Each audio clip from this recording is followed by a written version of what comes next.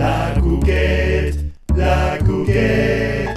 Ciao bambinos and welcome again to La Cooquette. Today I have a very colorful recipe to turn a beloved food item into a rainbow. We're making rainbow pasta, and the best thing is I'll teach you how to color it naturally, the old-fashioned way. Besides teaching you how to make pasta from scratch, I've chosen vegetables as natural food coloring to show you can still have beautiful food without any artificial colors. So follow along to see which veggies I'm using for each color. Before getting your hands dirty, remember to click here to subscribe if you haven't so that you don't miss my videos every week. We'll start by making a basic pasta dough that will be the base of our first two colors, purple and blue. We'll form a small mountain of flour on top of a clean surface. You can use regular flour or semolina flour. Let's make a well in the center and add 2 eggs. Now we have to incorporate them to the flour little by little with a fork. Eventually, you'll continue kneading with your hands, waking up the gluten and trying to make it into a uniform dough. Wake up, Mr. Gluten! Wake up! You can wet your hands or add a bit of olive oil to help in the process. You'll have to net the dough till you can't see any cracks when you bend it and its surface looks like this, very smooth. Now we wrap it in plastic wrap and let it rest for at least 30 minutes. To make our purple and blue coloring, we'll be using some red cabbage. All you gotta do is chop it and boil it with a bit of water for about 10 minutes. I'll leave all the ingredient quantities in the description box. Once the water has a deep purple hue, strain half of it in a bowl and half in another bowl and let them cool. And why separate them, you may ask?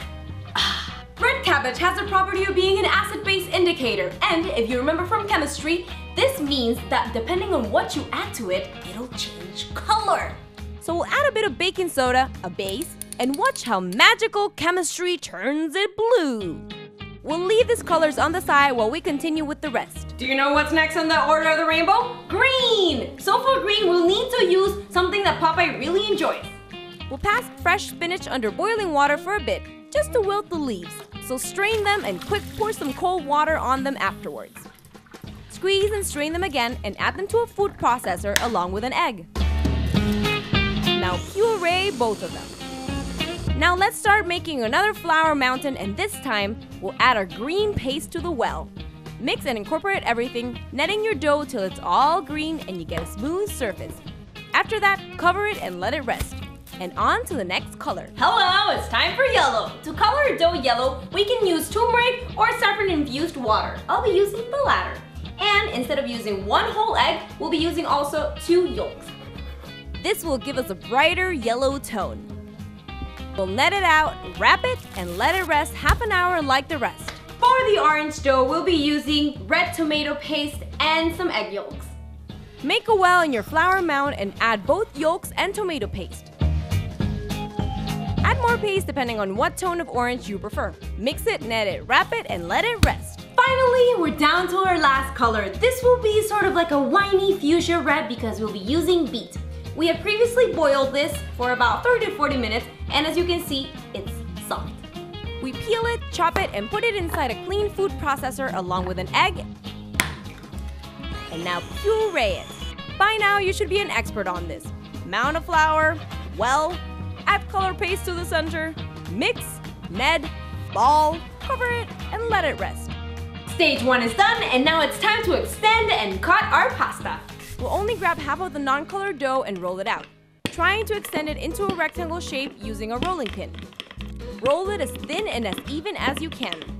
Some people may have pasta makers, but I'm teaching you how to make it from scratch. You know, survivor skills for when you end up on an island with nothing but flour and eggs. From here, you could cut your dough into any type of pasta: farfalle, rigatone, al capone, lasagna.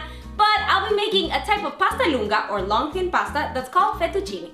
I'm gonna use my pizza cutter to trace rows and rows of fettuccine, trying to make straight lines. We release them from the surface and voila! Sprinkling a bit of flour prevents the fettuccine from sticking. We'll also pour some oil and salt into a pot of water for this same purpose. Once the water boils, we introduce the fettuccine and let them cook al dente. Strain the pasta, and now to color it, we'll add half of the fettuccine to a big resealable bag that already has the purple liquid and half to one with the blue liquid. Move your fettuccine around and let them soak in the color while we cook the others. We'll let these soak in their colors while we cut and cook the others. And here we go again. We'll roll and extend our green dough. I think I can fit 2 at a time here. So let's extend our yellow dough. Yeah! Pasta is very easy to make, but you will exercise. Now cut rows and rows of fettuccine. Try not to get dizzy.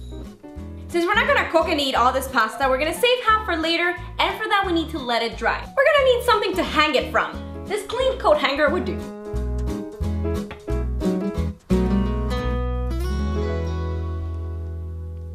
The next day you'll have dry pasta that you can store it in an airtight container for up to a couple of months. Finally, we're down to orange and red. Let's hang half of them and sprinkle half with a bit of flour. As you can see, this recipe is perfect for big groups because you'll end up with a lot of pasta. And now it's time to cook everything. I suggest that you cook your pasta separately so that their colors don't mix while boiling.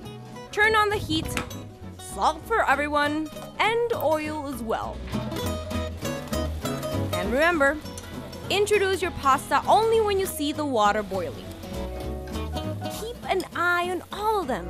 And don't worry if you see a little bit of color stay in the water, we'll still end up with gorgeous looking pasta. Finally, we want our pasta colors to shine, so instead of making a sauce, we're just gonna season it a little bit. Just pour a bit of olive oil along with some butter and saute chopped garlic, shallots, and basil leaves. And after that, carefully add a bit of each pasta color. Mix them well and season with salt and pepper. This smell! Now transfer it to a plate, and why not? Add a mountain of shredded parmesan and a little more pepper for presentation. Looks like Dr. Seuss spaghetti. Look how fun this plate looks! Now let's try it.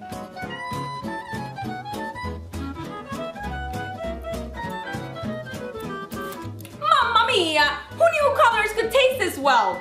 Yes, this was a tough recipe, but it was fun to make it from scratch. Plus, we got some exercise, huh? Hope you liked this video, and if you did, like it and share with your friends. And if you subscribe, I'll see you on the next La Cooquette. Ciao!